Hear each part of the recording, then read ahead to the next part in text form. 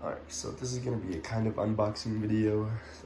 These are the King's Spring. These that I've ordered from Australia. It took about 2 weeks and 4 days, so about 2.5 weeks to get in here. It's pretty quick comparing it came from Australia and it had to go through customs and stuff. And yeah, these things cost about $200 or somewhere around there.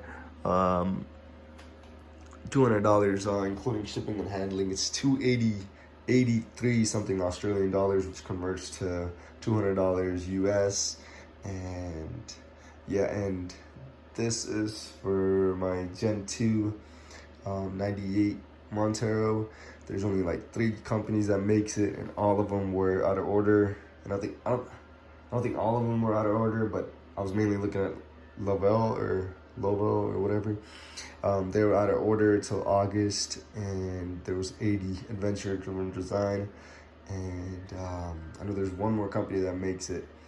And yeah, I wanted to go with this one because I read about it somewhere, like, you know, not a lot of people had it, so I wanted to try it. And being from Australia, it's probably, you know, a lot of people in Australia have Monteros over there, so they're probably running this over there. So I just wanted to try something different other than Lovell and Venture Design and that third brand that I forgot. I believe all these different brands make the same thing. There's a stock one, and then there's a medium, like raced one, but which is not heavy duty.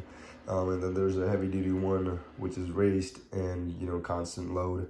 Yeah, the King brand had 3 options like that, and so do Lovell, and I believe 80 adventure driven design, and the third company does have that too.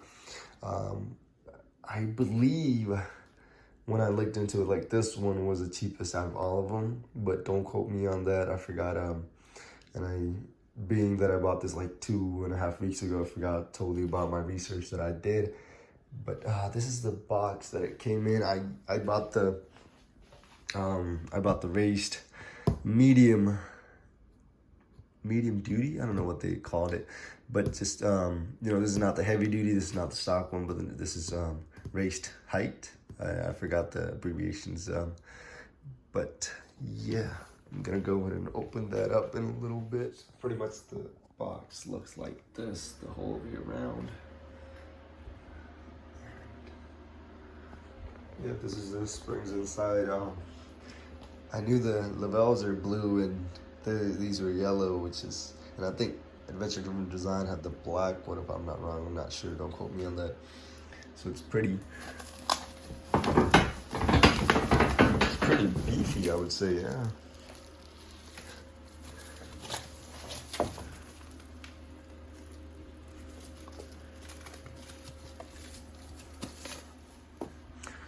So I do have to say, these do look pretty cool with the yellow colors. Pretty sure on the camera it's gonna appear much darker, but it's what I want to say, it's not yellow, like bright light yellow. It's more towards like yellow gold color, more leaning towards the gold side. But yeah, this thing feels like it weighs about like 20 pounds. In the package it said the total weight was about like 14.5 kilograms, which is about 30 pounds. So I'm guessing this one weighs about like 18 pounds or like 15 pounds each. But I do feel like this is a little bit heavier than 15 pounds. They might have, you know, messed with the writing just so to lower the shipping prices, but I don't know. Yeah, this do feel a little bit heavier than 15 pounds. And there's some instructions right there, which it says some of the springs might be left-handed and right-handed, like left side and right side, so just look onto the springs for that. And in this case, there is writing on here that states one side is left side and one side is right side. LH, RH. So make sure, just tells you make sure to put that in. That's because that's the only instructions manual that comes with it. There's nothing else in the box. This is pretty much self-explanatory. And yeah, whatever, when you're changing out a spring, it's pretty much self-explanatory. If you do need a manual, I would say there's like plenty of videos doing it on other cars. It should be pretty much the same, like around the same. Take a look under your car, what needs to be removed and stuff. And I'm trying to figure out what it says on here. You got left side, right side. And yeah, also it tells on here that some of the replacement springs might be smaller than your stock one. I haven't got a chance to compare it to my stock one because I haven't taken it off yet. That's due to because stock ones might compress a lot when weight's added onto it, or when you drop the car down. And when this one, even though it's shorter, this one's not going to compress that much when the car's dropped to the ground or when the car's sitting on the spring.